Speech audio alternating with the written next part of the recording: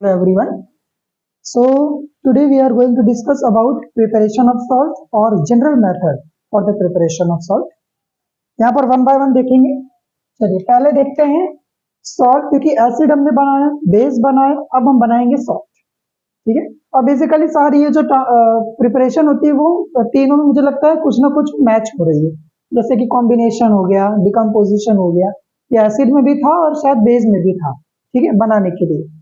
चलिए, direct combination of elements को direct combine करेंगे तब जाके हमें एसिड मिलता है। जैसे कि 2Na plus Cl2, इन दोनों को मैं कंबाइन करता हूं, so I will got twice NaCl। ठीक है, 2 मोल ऑफ NaCl मुझे मिलता है, जो सॉल्युबल सॉल्ट है, ये आपको पता ही है।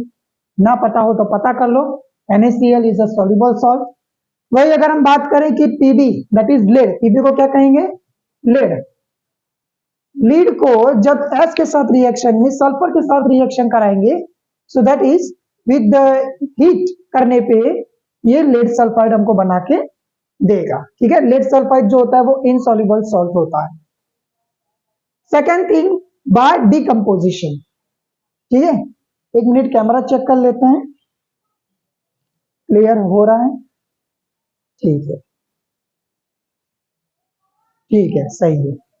चलिए, बाय डिकम्पोजिशन। अभी डिकम्पोजिशन का मतलब कि इसको तोड़ के बनाना। ठीक है, जैसे कि NaHCO3 सोडियम हाइड्रोजन कार्बोनेट भी कह सकते हो, या सोडियम बाइकार्बोनेट भी आप कह सकते हो। इसको मैं HCl यानी हाइड्रोक्लोरिक एसिड के साथ में रिएक्ट कराता हूं, तो वहां भी मुझे सॉल्युबल सॉल्ट मिलता है। H2O अंदर रिलीज होता है और कार्बन डाइऑक्साइड गैस इवॉल्व होती है, यानी बाहर निकलती है। इस एरो का मतलब है कि इवॉल्व हो रहा। ठीक है, बाहर निकलना। सोडियम कार्बोनेट Na2CO3, इसको सल्फ्यूरिक एसिड के साथ रिएक्शन कराता हूं, so I will got Na2SO4। ठीक है, डायरेक्ट यहाँ पर डिकम्पोजिशन हो रहा है क्योंकि एसिड डाल रहे हैं। ठीक है, ये जो एसिड्स होंगे वो कॉन्सेंट्रेटेड होंगे, और इसको जब इन सारी NaHCO3 NO2CO3 के अंदर डालेंगे तो ये उनको ब्रेक डाउन कर देगा, डिकम्पोज करेगा, तब जाके हमको सॉल्ट बना के देगा। Na2SO4 प्लस H2O, और यहाँ भी CO2 इवॉल्व होगा। सिमिलरली जिंक क्लोराइड के अंदर भी अगर H2SO4 डालते हैं तो वहां पर भी जिंक सल्फेट बनाता है, ZnSO4 बना देगा, और H2 और Cl2 आगे जाके क्या बना देंगे? Twice HCl। वही बात करते हैं KNO3 पोटेशियम नाइट्रेट को जब हम रिएक्ट कराते हैं H2SO4 के साथ तो वो बनाएगा पोटेशियम हाइड्रोजन सल्फेट, या पोटेशियम बाइसल्फेट भी आप कह सकते हो। पोटेशियम बाइसल्फेट बना के देगा और HNO3 रिलीज करेगा।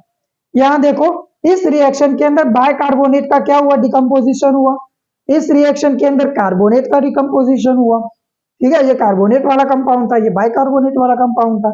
ये जो था यहाँ पर किसका डिकम्पोजिशन हुआ? क्लोराइड का हुआ। और यहाँ किसका डिकम्पोजिशन हुआ? नाइट्रेट का हुआ। ठीक है, तो चारों में से तो चार चार दो दो रिएक्शन हर एक के अंदर है, लेकिन मैंने हर एक की डिकम्पोजिशन की रिएक्शन एक एक लेके यहाँ पर एक्सप्लेन किया हुआ। ठीक है, तो कुछ इस वजह से हम डिकम्पोजिशन करके बना सकते हैं। वही बात करते हैं डिस्प्लेसमेंट रिएक्शन के अंदर एक्टिव मेटल चाहिए, उसके अंदर डाइल्यूट एसिड डालेंगे। डाइल्यूट एसिड मतलब कि जो कॉन्सेंट्रेटेड एसिड होता है उसके अंदर कुछ अमाउंट में वाटर डालने के बाद उसकी जो कॉन्सेंट्रेशन है वो डाउन हो जाती है, फिर उसको हम डाइल्यूट एसिड कहते हैं। उसको आप टच कर सकते हो, उससे कोई फर्क नहीं पड़ता, वो होता है डाइल्यूट एसिड। डाइल्यूट एसिड को अगर हम एक्टिव मेटल के साथ रिएक्ट कराते हैं तो वहां सॉल्ट बनता है और हाइड्रोजन गैस इवॉल्व होती है। जैसे कि मैग्नीशियम, आयन, यहाँ पे मैंने आयन लिया है और मैग्नीशियम लिया है। हाँ ठीक है, magnesium plus twice HCl hydrochloric acid के साथ रिएक्शन कराने पे MgCl2 मुझे सॉल्ट मिलता है और हाइड्रोजन निकलता है। वैसे ही आयन के साथ H2SO4 रिएक्शन कराऊंगा तो आयन सल्फेट मुझे बनेगा, मतलब बन के देगा। Fe और HCl के साथ रिएक्शन कराता हूँ, FeCl2 बना के देगा। ठीक है, FeCl और ये 2 आगे जाके पीछे लग जाएगा, और 2 हाइड्रोजन है वो इवॉल्व हो जाएगा लास्ट में गैस के रूप में। ठीक है, डबल डिस्प्लेसमेंट करके भी बना सकते हैं। AB plus CD gives AC plus BD, जो हमने फर्स्ट चैप्टर में पढ़ा था। AgNO3 सिल्वर नाइट्रेट, इसको मैं हाइड्रोक्लोरिक एसिड के साथ रिएक्ट कराता हूं, यहाँ मुझे इनसॉल्युबल सॉल्ट मिलता है। ठीक है, इनसॉल्युबल सॉल्ट है, दैट इज AgCl और HNO3। वही बात करते हैं PbNO3, तो PbNO3 क्या बनाएगा, PbNO3 twice lead nitrate. Lead nitrate को जब मैं HCl के साथ रिएक्शन कराता हूं, यहां मुझे लेड क्लोराइड मिलेगा, ठीक है, लेड क्लोराइड और ट्वाइस HNO3 इवॉल्व हो जाएगा। Similarly with reaction of calcium chloride Na2CO3, sodium carbonate के साथ रिएक्शन कराने पे we will got calcium carbonate and twice NaCl as a by product, ठीक है। चलिए अब एक रिएक्शन देख लेते हैं, एक बार इसका स्क्रीनशॉट ले लीजिए, because during board exam it should be helpful आपको प्रिपेयर करने के लिए, और शॉर्टकट की तो कुछ नहीं है इसके अंदर, पर आप इसके अंदर डिस्क्रिप्टिव ऐड करके आप प्रॉपरली अगर एग्जाम में पूछा जाता है क्वेश्चन तो वो इसको अच्छे से आप लिख सकते हो, ठीक है। तो याद करने का एक तरीका है, दो दो तीन तीन रिएक्शन हर एक प्रिपरेशन में आप लिख सकते हो, इनफ है इतना। चलिए now we are going to discuss about preparation of salt by neutralization method. Neutralization method से we will prepare the salts.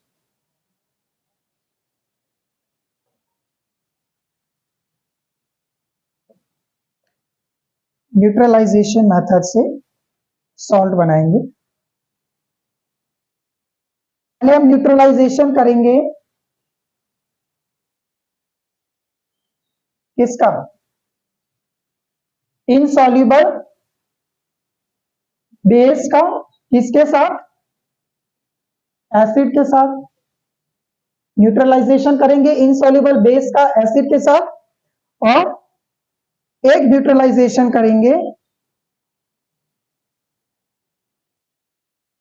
Soluble base का एसिड के साथ, सॉल्युबल बेस का एसिड के साथ।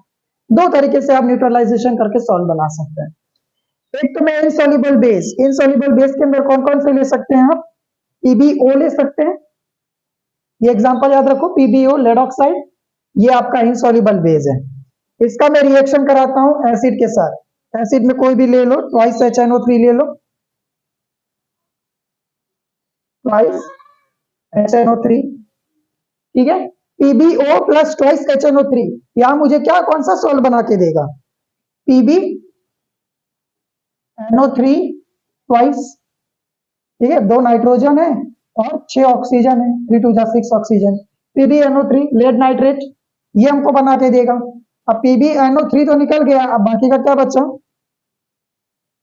H2 और ये ऑक्सीजन, H2O निकल जाएगा, ठीक है। यहां पर भी हमें क्या बनाया, PbNO3 ट्वाइस सॉल्ट बनाया, किसका रिएक्शन करा के, इनसॉल्युबल बेस का एसिड के साथ रिएक्शन करा के। एक और एग्जांपल ले सकते हैं, cupric hydroxide COH twice plus H2SO4, sulphuric acid के साथ क्यूप्रिक हाइड्रोक्साइड का रिएक्शन कराने पे, ये भी इनसॉल्युबल बेस है, हमने उससे तक पढ़ा था कि ये अल्काली नहीं है, ये बेस है, ठीक है। सो COH ट्वाइस प्लस H2SO4 के साथ रिएक्शन कराते हैं, so we will got copper sulphate plus HOH and H2O, copper sulphate and H2, Cu copper SO4 sulphate, copper sulphate हमके बना के देगा, ठीक है। ये हुआ न्यूट्रलाइजेशन, हुआ इनसॉल्युबल बेस का एसिड के साथ। Now we will see soluble base का एसिड के साथ रिएक्शन कराते हैं। सॉल्युबल बेस कौन कौन से होते हैं, पहले तो सॉल्युबल बेस के नाम लिख दो कौन कौन से होते हैं।